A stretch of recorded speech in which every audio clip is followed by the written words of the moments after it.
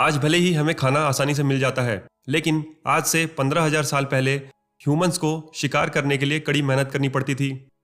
Humans को meet, fruits, nuts खा के सारे न्यूट्रिएंट्स मिल जाया करते थे। ज़्यादातर ह्यूमंस ओशियंस या रिवर्स के पास रहते थे, क्योंकि मरीन एनिमल्स ज़्यादा न्यूट्रिएंट देते हैं और खतरनाक भी नहीं होते, उन्हें मारना आसान होता है।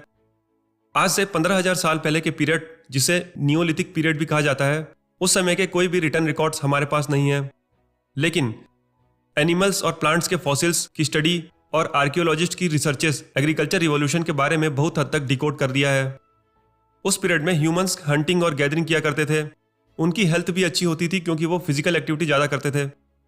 लेकिन बढ़ती आबादी ने खाने के लिए कंपटीशन बढ़ा दिया और शिकार के लिए भटकने से बच्चे और बूढ़ों को भी दिक्कत होती है और महिलाओं को प्रेगनेंसी के दौरान भी परेशानी होती है।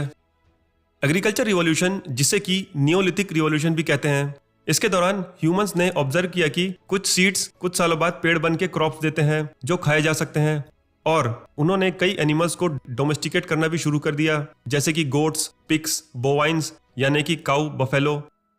शुरुआती एक्सपेरिमेंट के बाद ह्यूमंस एग्रीकल्चर में एक्सपर्ट होते गए और 1000 साल में ह्यूमंस पूरी तरीके से हंटिंग और गैदरिंग छोड़ के एग्रीकल्चर की तरफ शिफ्ट हो गए। और ये ट्रांसफॉर्मेशन पूरे वर्ल्ड में एक साथ हुआ। मिडिल ईस्ट में वीट उगाया जाने लगा, एशिया में राइस और मैक्सिको में पोटैटो और मेज उगाए जाने लगे, साथ ही अफ्रीका में भी खेती की जाने लगी। ह्यूमंस के हंटिंग से एग्रीकल्चर में शिफ्ट होने के कई फायदे और कई नुकसान भी थे। एग्रीकल्चर रिवॉल्यूशन के फायदे थे, ज़्यादा पॉपुलेशन को सस्टेन करने के लिए खाना उपलब्ध होने लगा, सिटीज़ बनने लगी। जो टाइम लोग हंटिंग में लगाते थे, अब वो उस टाइम का यूज़ करके स्पेशल टूल्स बनाने लगे। इसी स्पेशलाइजेशन का नतीजा है आज की मॉडर्न डेवलप्ड सोसाइटी।